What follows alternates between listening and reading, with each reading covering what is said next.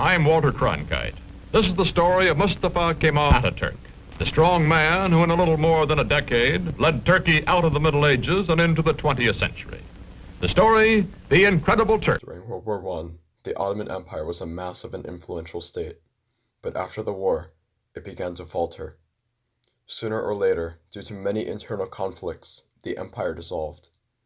Out of the ashes, however, one man created the Republic of Turkey and turned it into a thriving secular nation.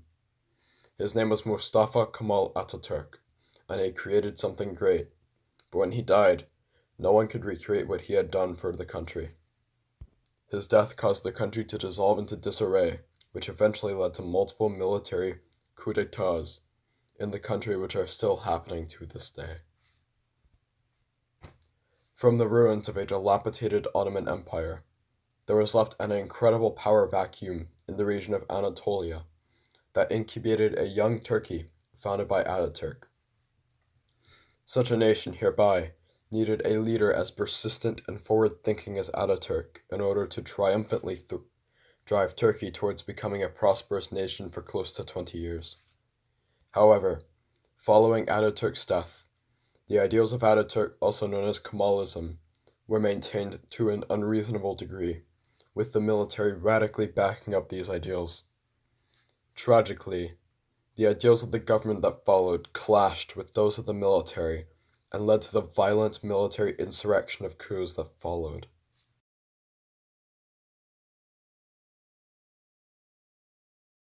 While the armistice of Mudros ended the fighting between the Allies and the Ottomans in 1918, it did not bring peace to the Ottoman Empire.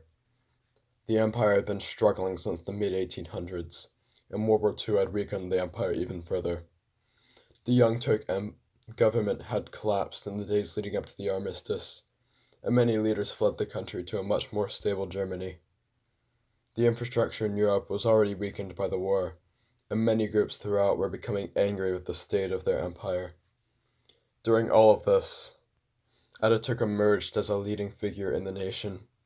He and his supporters sought to establish a new Turkish state from the ashes of the Ottoman Empire, based in Anatolia, where many of the Turkish population originally lived.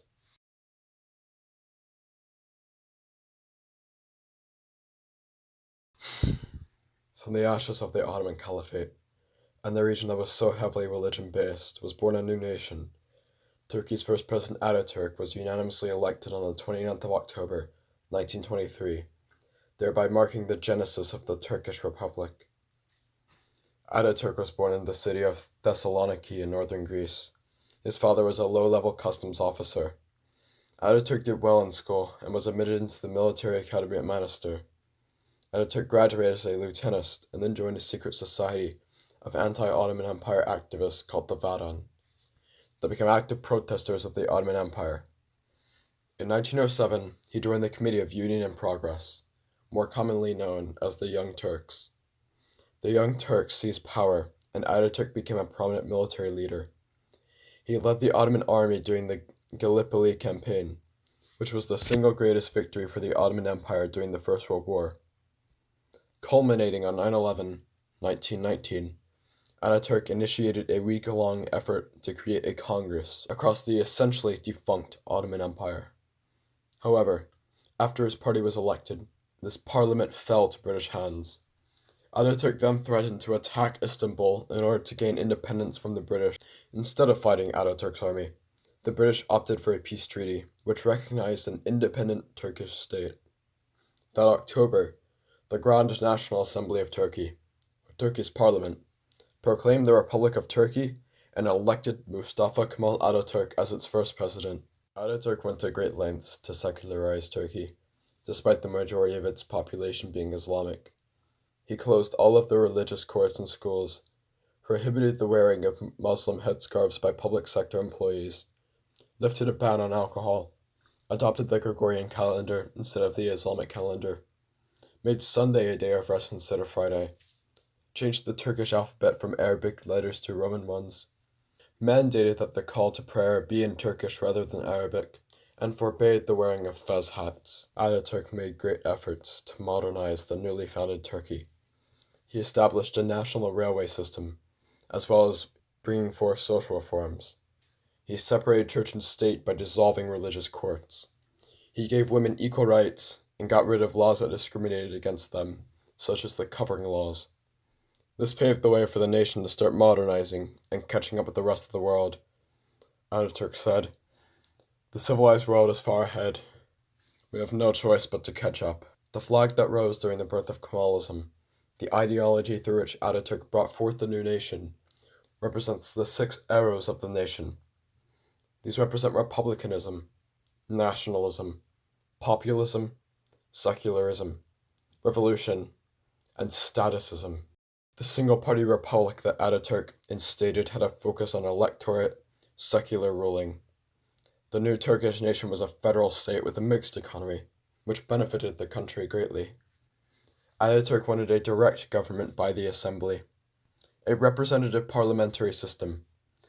Ataturk pushed for this type of government because of his disdain for the religious, unitary government that ruled preveniently. Since Ataturk was popular with the people, his death grew a gigantic outpouring of grief from the Turkish people. A lavish mausoleum was erected in his honor, which still attracts millions of visitors every year. In the decades following Ataturk's death, a new party arose to challenge the once unopposed Republican Party. This new party was more focused on religious agenda rather than keeping Turkey secular. The Republican Party, formerly led by Ataturk, clashed with the Democratic Party, and when the tension reached its peak, violence, mostly in the forms of coups, ensued.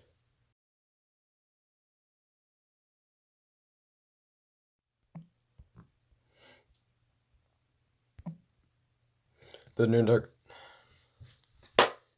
new democracy led by Prime Minister Adnan Menderes and President Celal Bayar wanted to remove the secular law that Ataturk had put in place to ensure that there were no biases towards any religion. The military, however, was focused on upholding the values of Ataturk and keeping his rules in place. The tensions rose between the two groups until the military decided to take action. The military staged a coup d'etat and imposed martial law onto Turkey to protect Ataturk's values. The president, prime minister, and several cabinet members were arrested and tried for treason among other offenses, and the military stayed in power for 5 years until 1965.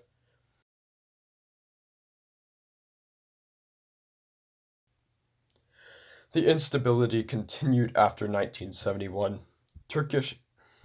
Turkey had 11 prime ministers in the 1970s, and the economy continued to struggle, and left and right-wing groups continued their violent demonstrations in the streets. The military planned to stage another coup in 1979, and in the March of 1980. It was delayed, but eventually happened in September.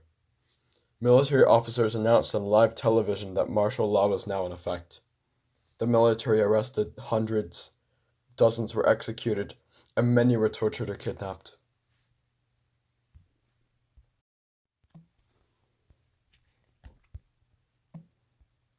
Even in present day, Turkey is still in a state of disarray. Turkey's current president, Tayyip Erdogan, has been using his power to radically change Turkey. There have been many protests against Erdogan, and his government has come under fire from not only his own people, but also from the rest of the world multiple times throughout his time as president. Some political scientists don't even consider Turkey to be a fully fledged democracy anymore, due to the absence of fair elections and freedom of press.